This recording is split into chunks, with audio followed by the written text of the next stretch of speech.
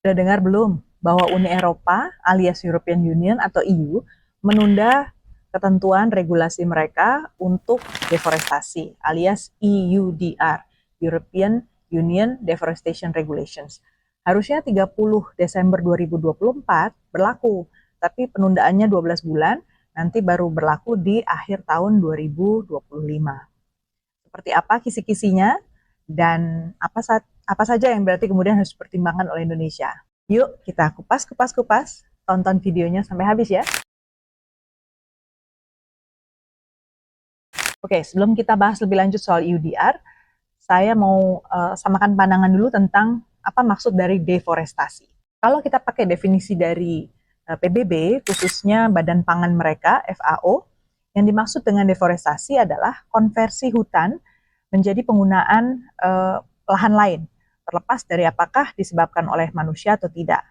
Nah, definisi ini persis sekali yang dipakai oleh Uni Eropa dalam mengartikan deforestasi. Kira-kira beginilah ya bunyi pasal 2 dari UDR soal definisi deforestasi. Conversion of forest to agricultural use, whether human induced or not. Artinya, ada fungsi spesifik yang menyebabkan Uni Eropa mengatakan lahan itu sudah deforestasi jika sudah alih fungsi ke fungsi agriculture. Nah, fungsi agriculture itu artinya memanfaatkan sumber daya alam hayati untuk menghasilkan sesuatu yang punya nilai ekonomi seperti bahan pangan, industri, dan energi. Jadi paham ya, kalau EU bilang deforestasi artinya bukan cuma persoalan hutannya nggak ada, tetapi sudah beralih fungsi. Orientasinya bukan sekedar masih ada pohon atau tidak, tetapi alih fungsinya itu loh. Nah, mengapa Uni Eropa tegas banget soal alih fungsi hutan? Argumennya adalah, walaupun konversi ke agriculture punya nilai ekonomi, deforestasi dianggap bisa menyumbang emisi karbon sampai 11%. Padahal kalau dibiarkan tetap hutan, dia akan menyerap sekitar 30% emisi yang berasal dari kegiatan industri maupun energi-energi fosil. Tapi sayangnya ya, bumi kita ini udah kehilangan 420 juta hektar hutan dari tahun 90 sampai tahun 2020. Nah, untuk mendeskripsikan tingkat deforestasi di Indonesia, kita bisa lihat nih di gambar grafik yang berikut ini. Jadi angkanya ternyata sangat tinggi ya, di tahun 2014 sampai 2015, sampai lebih dari 1 juta hektar per tahun itu kita kehilangan tutupan hutan. Angka itu memang menurun cukup banyak ya sepanjang tahun 2015 sampai 2019. Kemudian dilanjutkan 2019-2020 itu juga menurun dengan lebih tajam. Tapi ya boleh dikatakan tahun 2021 sampai 2022 saja angkanya relatif masih besar ya, 104.000 hektar per tahun itu kita kehilangan tutupan hutan. Artinya gimana ya Synergy Friends, kita tetap saja harus jadi perhatian kita bersama. Kehilangan hutan itu masih jadi masalah yang serius di Republik ini. Berarti entah itu mau dipakai alasan untuk ekspansi pertanian kah atau untuk hal yang lain ya, fungsi-fungsi ekonomi yang lain, tetapi konservasi yang lebih kuat, lebih berkelanjutan itu juga penting, karena mau gimana pun juga keanekaragaman hayati, aneka flora dan fauna itu menunjang juga ekosistem kita, termasuk juga untuk mencegah perubahan iklim. Kira-kira kalau dilihat di peta seluas Uni Eropa lah ya, Uni Eropa sendiri punya satu branding bahwa dia adalah aktor internasional yang sangat aktif untuk melawan perubahan iklim. Saya pernah berdiskusi langsung dengan akademisi sekaligus konsultan bisnis yang sudah lama di Eropa, dan dia mengatakan kalau warga Eropa memang aware sekali ya dengan isu perubahan iklim. Ada survei di Komisi Eropa menunjukkan bahwa bagi warga Eropa, perubahan iklim adalah masalah paling serius ketiga yang dihadapi dunia sesudah masalah kemiskinan, kelaparan, dan kekurangan air minum serta konflik bersenjata. Dan dari survei tersebut juga dikatakan ada 93% warga Uni Eropa yang memandang perubahan iklim sebagai masalah serius.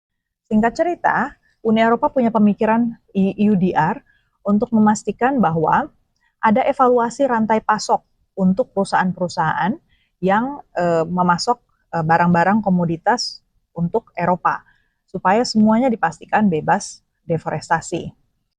Sebenarnya EUDR ini sudah disetujui bulan Juni 2023 dan targetnya memang selesai 30 Desember 2024 bisa diterapkan.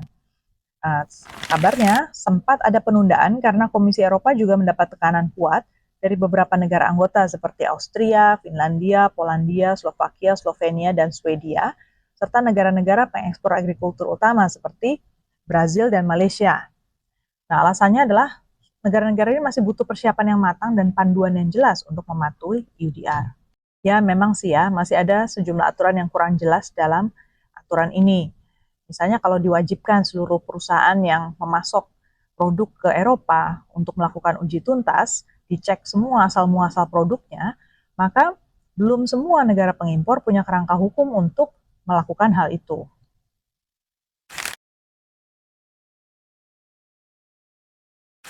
Tapi seberapa penting sih pasar Uni Eropa untuk Indonesia? Perdagangan bilateral Uni Eropa dan Indonesia nilai pasarnya sekitar 29,7 miliar euro di tahun 2023. Dengan ekspor Uni Eropa senilai 11,3 miliar dan impor Uni Eropa senilai 18,3 miliar. Artinya kita masih surplus tuh dengan Uni Eropa. Dan Uni Eropa adalah mitra dagang terbesar kelima bagi Indonesia. Tapi kan itu dulu ya, sebelum tahun 2025, sebelum diberlakukan EUDR. Kalau nanti EUDR diterapkan, agak-agak ngeri-ngeri sedap nih. Soalnya Indonesia kan adalah produsen besar untuk kakao, kopi, karet, juga produk sawit. Nah, kira-kira Indonesia mau kemana nih? Mau membenahi tata kelola internal dulu, atau mau geser aja nih orientasi pasar global kita? Pertama, kalau kita mau memperbaiki produksi kita, tata kelolanya kita benahi, top. Kita perlu memperhatikan kembali berarti segala macam praktek yang diatur di EUDR. Misalnya soal perlindungan lingkungan hidup, hak buruh, hak asasi manusia, supaya makin dekat dengan aturan internasional. Saat ini hutan kita masih mencapai 63% dari total luas daratan Indonesia. Artinya masih cukup besar lah potensi Indonesia mensukseskan adaptasi perubahan iklim dengan mempertahankan luas hutan. Atau yang kedua, kita mau ubah orientasi saja. Kita ekspor ke tempat lain aja, nggak usah ke Uni Eropa. Problemnya mau ekspor kemana? Katakanlah kalau kita mau push lebih banyak jual ke Cina. Saat ini nilai ekspor produk pertanian kita sudah 88% dari total nilai ekspor komoditas pertanian kita. Kenapa sih kita nggak maksimalkan lebih banyak menjual ke negara-negara tetangga kita di ASEAN? Bukankah itu juga potensial? Nah, itu sekilas tentang EUDR. Apakah masih ada pertanyaan? Tulis ya di kolom komen di bawah ini. Sampai jumpa di episode berikutnya. Terima kasih.